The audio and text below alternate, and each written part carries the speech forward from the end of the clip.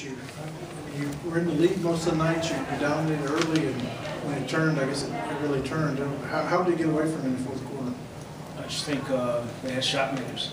At the end of the day, that's what the NBA is about, being able to cause the defense to react and putting the ball in the bucket.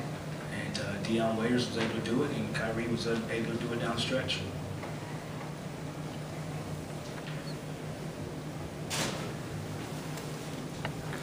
Cleveland only had 2 turnovers in the entire second half. What were they doing to protect the ball better?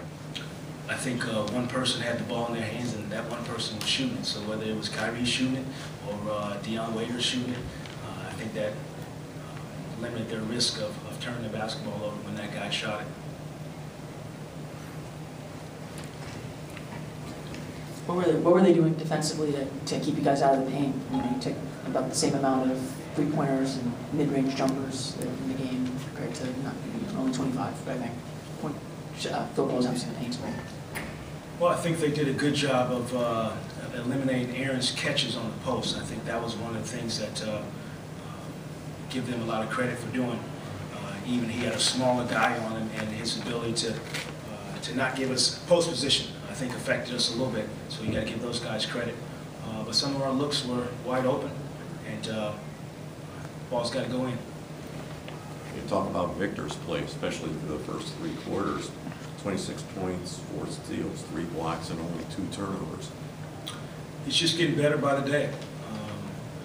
His ability to worry about today's game is pretty impressive. And to play against a high-level backcourt, like the Cavs backcourt, you got to give Victor a lot of credit. Coach, can you give us your thoughts on Tobias's performance in his first game back? Well, it's good to see him back out there. That's the first thing. Got him a few minutes, got him up and down. He said he felt good. He'll continue to get more comfortable, and rhythm-wise, he'll continue to play with the guys around him, but it was good to have him back out. Jacque, did you see Victor tiring late in the game? I think you didn't get him in until like 5 minutes left in the game, and with their backcourt pretty much having its way, what was your thinking there? Well, you know, this is the tough things about this league. You look down at Kyrie's minutes, 35 minutes. Victor's is 36. That's what this thing's about. We tried to match those 2 up throughout the course of the game. And, you know, Kyrie plays 35, Victor 36. So I think overall 36 minutes was good for him. We played him 2 long stretches, but we needed him on both ends of the floor. Jacque, what did you see on the flagrant 2 whistle against Andrew? Well, I think it's a progression of Andrew's mentality. I think he was concerned about it's the end of the game, and I think his thought process was they could have dribbled the basketball out. I think he reacted when he saw Verjao going to shoot the basketball at the end of the game, and like I said, I think it's a progression of Andrew's mentality. I think that's why he has double-digit rebounds tonight. By progression, you mean getting a little bit more of a, I don't know, a mean streak? It doesn't have to be mean. It just could be physical and carrying to an extreme point of wanting to win and doing whatever it takes to win. But that type of thing's okay with you as long as, I mean, it's not trying to injure the guy, but just trying to make a point. I'm quite sure that Andrew was not trying to injure Andy.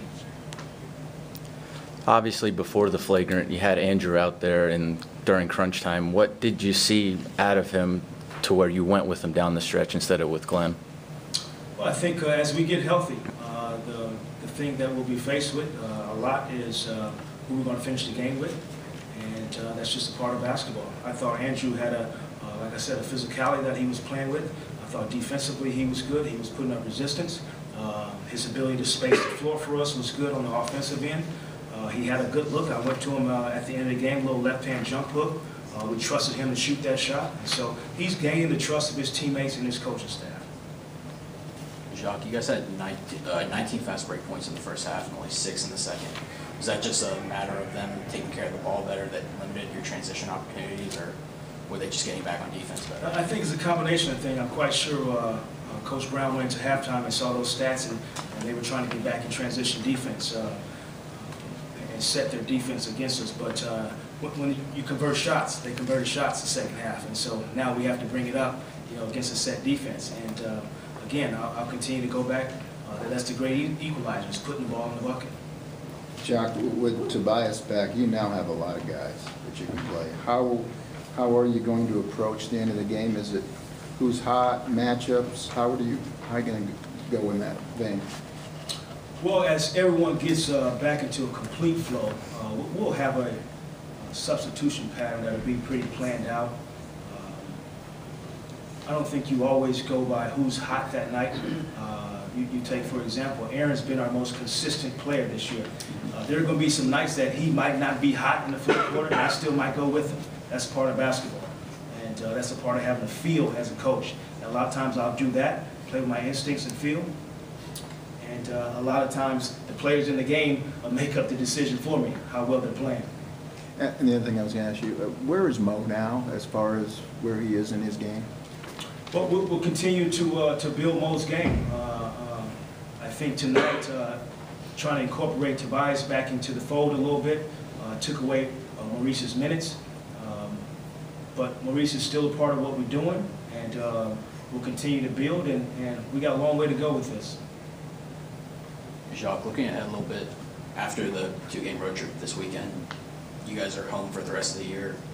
How important is that for you guys to be able to get practice time with everyone basically being back and healthy now?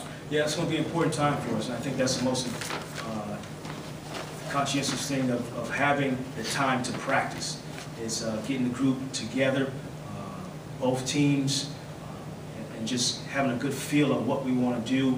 So I think that time will be pretty important for us. Everyone good? All right, thank you. Thanks, Coach.